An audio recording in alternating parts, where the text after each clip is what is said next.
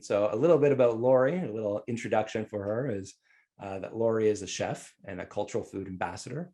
She's an educator and a storyteller. She identifies fiercely as a Newfoundlander, which means more to her than just geographical location of her birth. Her passion for the land is matched only by her passion for food culture. And in 2019, the Globe and Mail News recognized her as Canada's next star chef. She's co-authored a book, Food Culture in Place, which is a cookbook and kind of a cultural review. I should be holding it right now as I do own a copy. I'll bring it up shortly. Her most recent efforts are focused on the Cultural Food Residency Program, where a small handful of folks are chosen to do an in-person deep dive into the culture and food of Newfoundland. So, Lori, good to have you here. Thank you. Let us know what you're going to be preparing today. Yeah, so thanks so much, Robert, for having me.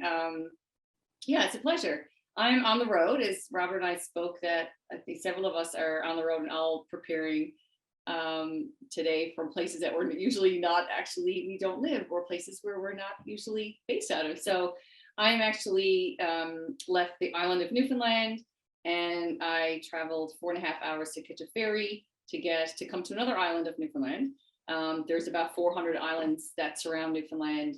We are the most easterly point of land until you hit England. So just to give you a little bit of geographical positioning there, it's Newfoundland's a piece of Canada, and Newfoundland Labrador is the province, the island portion, and then Labrador is actually part of the mainland. So yeah, so I'm over on Fogo Island partaking in I've been invited over to help with some guests that come from, they're over here with the Fogo Island Inn. And so the inn is a big piece of, culture here in Newfoundland, and people come from all around the world to come to the inn. And so I'm often come over here to partake in some of the programming for the guests. So it's always an honor. It's an honor to be here. I'm really glad that we can, that I've been invited and had the time.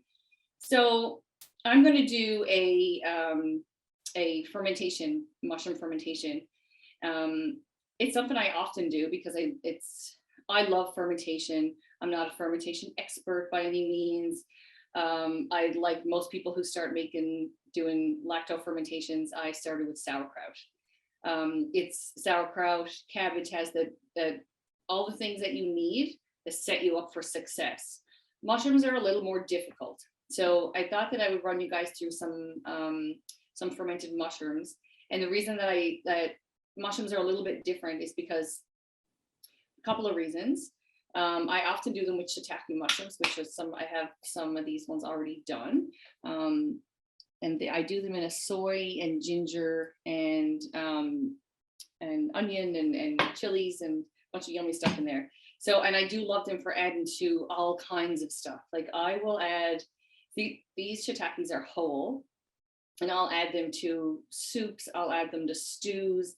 I'll even slice them up and fry them in a pan if I'm frying up like farro, or I'm doing like a hot salad, or I'll add them after I take a steak out. I'll throw the fermented mushrooms in. They just have that flavor that we've all heard so much of, that umami flavor. And fermented mushrooms are fantastic cooked. Like these, yeah, it's a flavor that doesn't really come, you can't order it in a bottle and put it into something. And when you make it yourself, it is so special. And people will come over and be like, to come over, I'm gonna cook my fermented mushrooms for you. So I thought I would do these for you today just because they're fun and they're kind of different, and they do require just a couple of more things put in place to set you up for success with this. Whereas sauerkraut, I have some here. Sauerkraut is a very easy starter. I always have sauerkraut going, and I don't know if anyone's has anyone heard of like backslopping when you make a sourdough bread, or backslopping when you do a lacto fermentation? Just stick it in the chat. And as I talk, guys, if anyone has anything to add to it, please add to it. This is the idea of bringing together a bunch of minds who are interested in the same thing. So add to what we're all talking about. It brings stuff for everyone. And at any time I breathe, Robert, feel free to jump in and let me know what people are saying. It's like I'm 45 now, it's just a little bit too far for me to see. So yeah, okay, let's jump in. So these are the shiitakes. I use shiitakes, I do oyster mushrooms, I do chanterelle mushrooms, I'll do winter chanterelle mushrooms. There's a couple of different things. Like I said, one of the biggest problems with lacto-fermentation on mushrooms, if you want to set yourself up for success, you have to add a backslop, because two things. One is that the shiitake mushrooms, I boil the water first, and then I soak them overnight. You can boil them in the water, but I find that you get a more even distribution, you know, how it soaks up the water, just so that the texture is better if you just soak them overnight in the boiling water. Therefore, whatever wild yeast is on them and whatever lactobacillus was on them is killed. Okay, so when you think about making sauerkraut, you make it with raw cabbage. Raw cabbage comes from the ground. Lactobacillus is in the ground.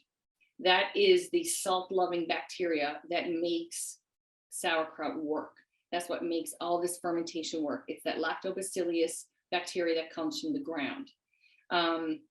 Someone mentioned that Jessica said they never heard of it. What is it, Jessica, that you never heard of particular? So once you kill all the lactobacillus, you have nothing to start. It's like if you start bread and you put yeast in, and you put boiling water in your yeast, you've just killed everything that is designed to make your bread rise. So like if you kill the lactobacillus with boiling water, you have nothing to start with, which is why I start with the sauerkraut. So if you've never made sauerkraut, you don't have to make it. You just go to your natural health food section. And I say that because oftentimes if you buy a sauerkraut that's like the regular store shelf sauerkraut, it'll actually be pasteurized.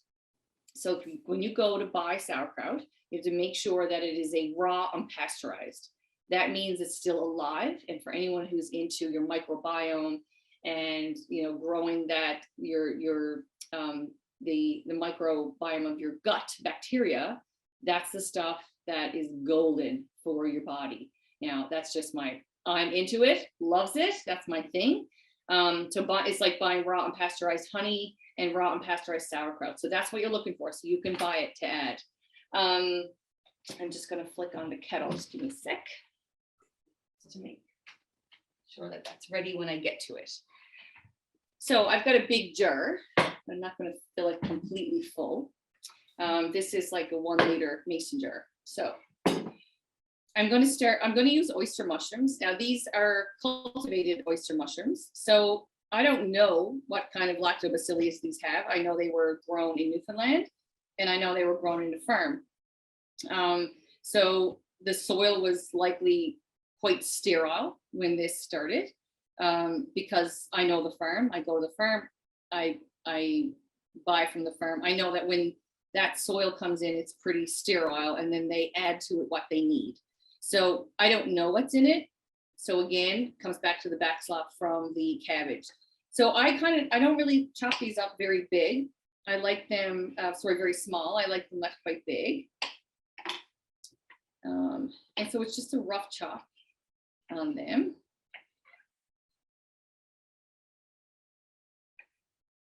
And sometimes you get them in just massive packs, and you can actually, like a lion's mane, you can actually cut them like steaks. And so if you layer them in a more flat container and you ferment them like that, you can actually then remove them and fry them like a lion's mane steak, which is amazing. Does anyone pick lion's mane wild to eat?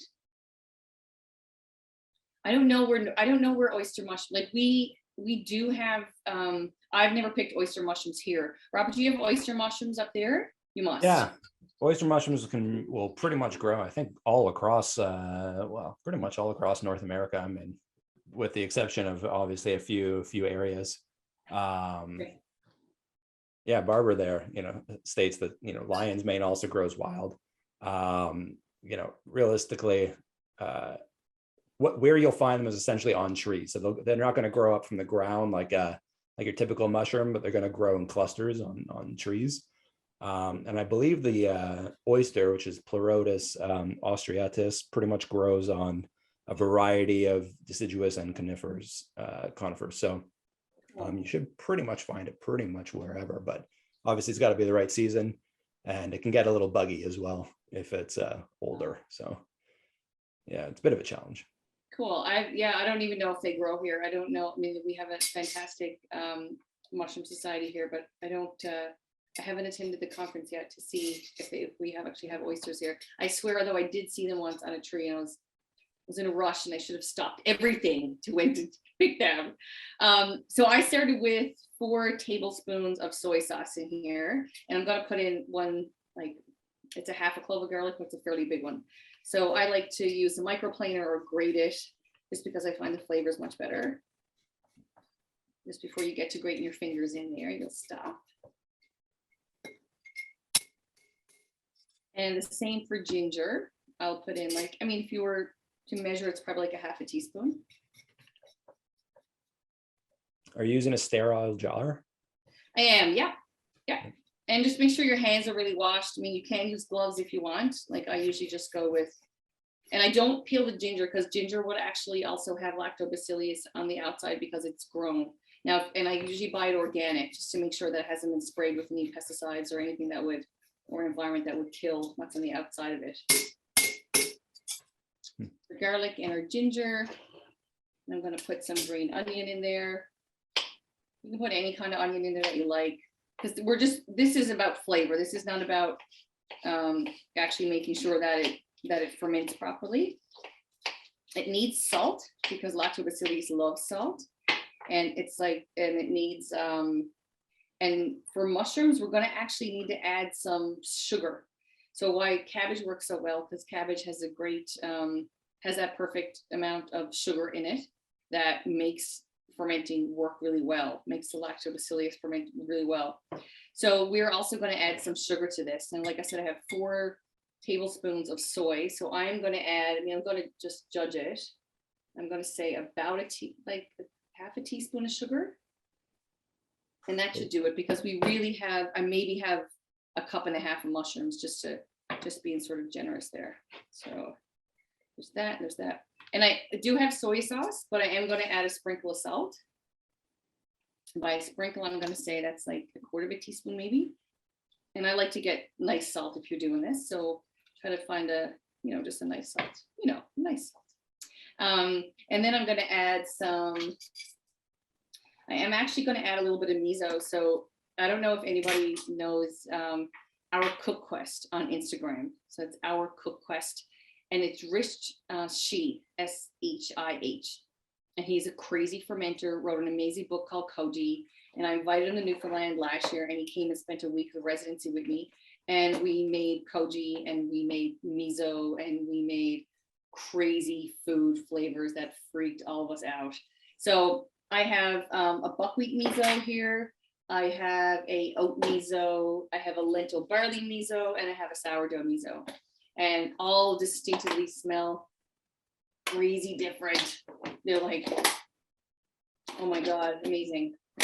They're going to invent smell-o-vision soon, and we're all going to be way better off for it. So I think I'm actually going to try the lentil barley one in this. It smells like what I want it to be. And again, this is just flavor profile, so you're not concerned about, actually what this needs to be active. So I'm going to give it a little stir up, just to get it all moving about. So Laura, these are good this recipe can be utilized for like any mushrooms. Any mushroom, yeah. Even just like your basic store-bought fun mushrooms. Yeah, you can. Oh, absolutely. And that's how I started. Like when it was off season, I didn't have any mushrooms. If you're going to use dehydrated mushrooms, like I said, boil the water and soak them.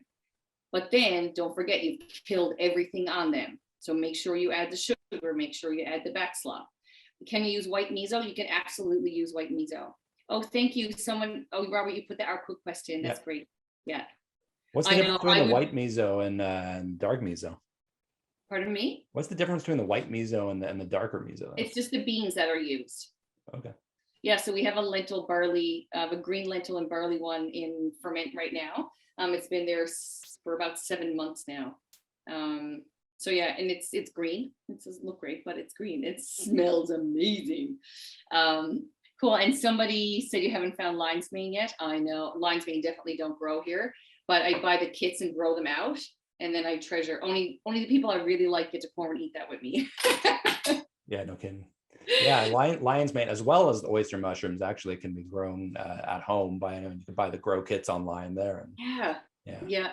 I so love the grow kits, I have to say, especially in Newfoundland. Like we have winter for 9 months here and nothing grows.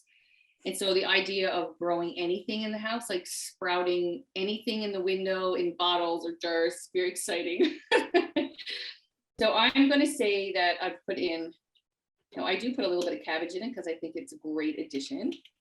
You don't have to if you don't want, but you'll want to at least put, I'm going to call that, that's the problem with us cooks, right? Like our grandmothers would always say, just put a bit in, put a bit of this and a bit of that. That's how we had to learn to cook from our grandmothers.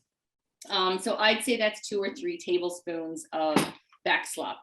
Now that sauerkraut was made like 4 days ago, so it's still pretty explosive. I'll now put that in the fridge to slow it down before it gets too excited and blows the top off it. So then the mushrooms go in.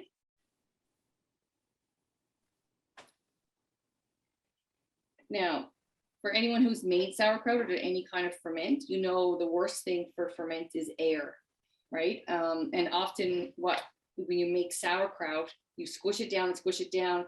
Sometimes you can put like a layer of salt on top, and then you'll put either, like I put a beach rock, a sterilized beach rock that fits in the top. It holds it all down below the liquid. So you don't, as anything poking up above the liquid is going to grow mold. Mold needs air to grow. But what I do with this, I make sure that I shake this like 4 times a day. So as long as you're coating it and shaking it like 3 or 4 times a day, just leave it somewhere dark. And every day you'll have to burp it. So every day you'll go out and you'll just release that pressure that's building up on it. By day 3, you should definitely hear the pressure. Burp it on day 1, burp it on day 2, burp it on day 3. But by 3, you should feel the pressure building up in it. You can leave it out anywhere from 4 to 7 to 10 days. I usually don't go over 10 days. We have a lot of salt in here. And so it's, in terms of safety, I stick to 10 days. I keep it in a dark cupboard in like ambient room temperature, and just remember to shake it. Like I said, I just leave mine and I'll go and I'll shake it 3 or 4 times like a day. Whenever I open the cupboard to get something out of the cupboard, I just give it a shake. And taste it along the way, because it's only by tasting it that you'll really learn what kind of flavor you like. And sometimes you'll learn that it kind of went too sour and I don't like it at that stage. I'm going to hold it back and sort of take it out at day 5. When I say take it out, I mean take it from your cupboard and you put it in the fridge. And that the cold of the fridge kind of, it doesn't stop it, but it just super slows down the fermentation process. So I burp it every day, just once a day. You need to burp it. I already treated the oysters with boiling water? So no, so these are, thank you for that actually, because as I motor mouth on. So if you have dried mushrooms, you'll need to put them in boiling water to make your fermented mushrooms. But if you have fresh mushrooms, you don't need to put them in boiling water. Does that make sense? Yeah. Yeah. And then you shake it every day. And then like I like 10 days because I like it pretty nice and funky. But you could add, you could take these out tomorrow and cook with them. Super flavorful. If you want, if you're looking for that really great gut bacteria, that is so good for us. The longer, 10 days in, that's kind of that's what you're looking to go with. Any questions on the fermentation of them? But yeah, so the big deal is you have to add you have to add sugar because mushrooms don't have any, and you have to add backslop because you kill the lactobacillus, or you don't know what lactobacillus is in it. Because if the mushrooms have been store-bought or they're treated or they come from a kit, they're in pretty sterile environments. So that's the 2 things. How long will they last in the fridge? Okay. This is the sort of thing, like I usually consume them within 2 to 3 months. They're fermented. There's quite a bit of salt in them. They're I will say, 2 to 3 months for sure. I don't like to go much longer than that because they'll break down and they'll get just a horrible texture to them too. So the longer that they stay in here, the more they'll actually break down and create a not so pleasant texture. You'll be left with like a mush. Now that's not a bad state for them to be in, because if you like if you fry up a steak and you have this gorgeous, brown on the bottom of the pan, and you throw in like a half a cup of this and put in a little bit of boiling water and scrape that off. I mean, that stuff over a steak, you could put it over a squash, you can do it. It's just a crazy flavor. It's so good. Like you can put it over roasted potatoes or just drizzle it over roasted vegetables. Like it's so good. Is there something aside from sauerkraut that I can use for backslop? Yes, you can use kimchi. Kimchi is also excellent, but again, when you buy it, make sure that it's raw and pasteurized. Let me see what else. Anything that's for like any fermented vegetable will do it. I wish I could think of something else because I'm sure there is, but pickles fall in that category? Just regular pickles? Or no, it's too much of a brine, I guess. Yeah. Yeah, and that there's no lactobacillus in that. So pickles it's the vinegar and the sugar, boiling water, vegetables are cooked, everything's killed in there. Can I add fresh or dried chili? Absolutely. Oh my God, yes. I love crushed chilies in there. I love putting sambal in there because you're just looking at flavor then, right? Which cheese cultures would work instead? I don't know that answer, actually. Is there anybody out there who knows like if a cheese culture would work? Don't have any experience in that. Would like a kombucha mother work? No, different. Still different, eh? Yeah, different. Yes, because I have lots of kombucha mothers home too, and a vinegar mother, very different. Yeah. So this, I use the lentil and barley one. I think I'm going to use. Oh, that smells good. So I'm going to use the sourdough miso. So I'm going to make just like a quick miso soup. So you come like the beauty of having this kind of stuff in the fridge is that supper becomes so fast, right? Once you have these crazy flavor profiles in your fridge or in your freezer, it really do change how you eat and how you cook. So I'm going to use this one. So this is like the thing that I make when I have a bunch of vegetables in the fridge that are like desperately need to be used up. And I'll make just like a soup of whatever's in the fridge. So let me get the kettle.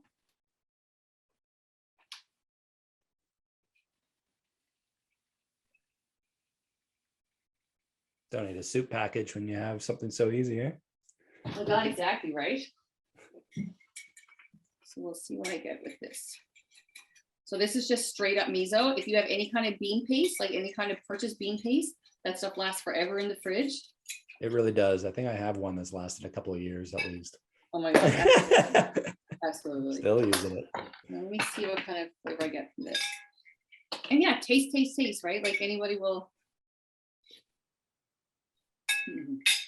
Yeah, I'm going to put a little bit more miso in. And I find like you can make this, I live alone most of the time, so it's a quick meal for one or meal for two when you have these misos and these flavor profiles in your fridge.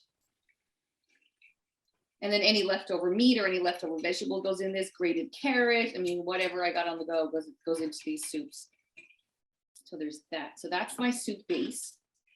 And always salt at the end, right? So I'm going to add, this is some cabbage for my kraut that was already put in here with my shiitake mushrooms. This one I made a few, let me make this one. Oh, this one's not actually that old, it's quite new. And then I'll just slice up my mushrooms.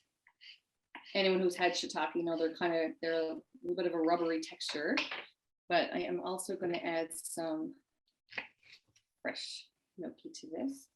So I'm going to put in some of these mushrooms. So how old are those shiitake ones? How long have they? Not very old at all. It's only like a week old, actually. I just made these ones. So once they're in the fridge, are they getting stronger and stronger flavor, or are you that much? Like they won't get stronger and stronger. No, they'll break down in texture a bit. But again, inside 2 or 3 months is really ideal. So we'll put some mushrooms on top. And some green onion.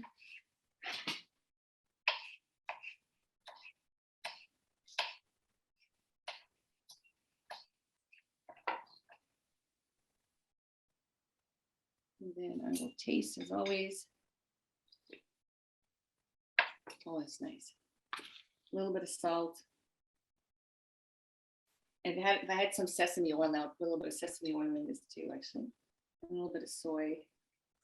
Got a question of whether or not you need to cook your fermented mushrooms before you. No, you don't need to cook them. No. Yeah, the fermentation process essentially cooks them, right? Yeah, that's right. Yeah. It is. Yeah, they do call it like a cooking kind of thing. I don't know if you can see that. There you go. So that's a super quick meal. And of course, if you have noodles, you can put noodles in it. If you have a grated carrot, any vegetable, roasted vegetable, anything left over in the fridge. So that's kind of my quick leftover fast supper when I'm in a rush. How would you ferment chanterelles that have been partially cooked before they are frozen? So the same, actually, the same as in, so you won't need to boil them, you don't need to cook them because they already have been, they've already been done in terms of cooked, they're not dried. So you would just, you do the same process as you do for the fresh ones, actually. Yeah. So no, and we don't need to cook your fermented mushrooms, no. Well, before I let you go, I just want to kind of ask at least one question here, which is about your food, your culture food residency program. Oh, yes. So I was on your website there and I was looking through it, and I would like a little bit more information. Do you have a little bit more? Like what's yeah, what is sure. that? So I used to run foraging programs and workshops where people will come out and spend 4 hours with me at a time. I don't do that anymore. So what happens now is if people apply for the residency, you can apply all year long. I usually do 2 intakes, and you can apply for 3 days or for 6 days. And during that time, it is really about being more immersed in the cultural food here. It's not a food tour. It's not like, come and let me entertain you. This is about introducing you to the people of here, the food of here, everything from wild game butchery and wild game cooking and fish and fish preservation. So it's the real food that you can't get in restaurants. It's the people that you meet, and it's that culture that if you're looking for like a deep immersive experience into a culture. Yeah, that's what it is. So thank you. Oh, you're on mute, Robert. We got you on mute. Always. It's always the thing, right? So yeah. I finally got your book. So here it is. I never left the screen, and yet I managed to get it in my hand. So this is Lori's cookbook. She's co-authored it with Marcia Tulk, who I believe is with you over there on Fogo Island as well. Yes, she did all the photography for the book. Yeah. So an absolutely wonderful book. I highly recommend it to a lot of people. Like I said, it's not just a cookbook, it's also kind of a cultural, there's no real difference, when you, a lot of, if you buy Italian cookbooks or French cookbooks, you kind of get a little dive into the culture of those countries. And this is very similar for Newfoundland. So I definitely recommend the book. Thank you. So Lori, thank you so much for being here with us today. Thank you. I'll admit that I've never made lacto-fermented mushrooms before, but I think I'll give it a shot next weekend now. You're up. All right. Thank you, Robert. Yeah, I would like to remind folks that you can find Lori at her website and her Instagram, which I put both into the chat. She's also on Facebook at Food Culture Place CA. And again, look out for her book.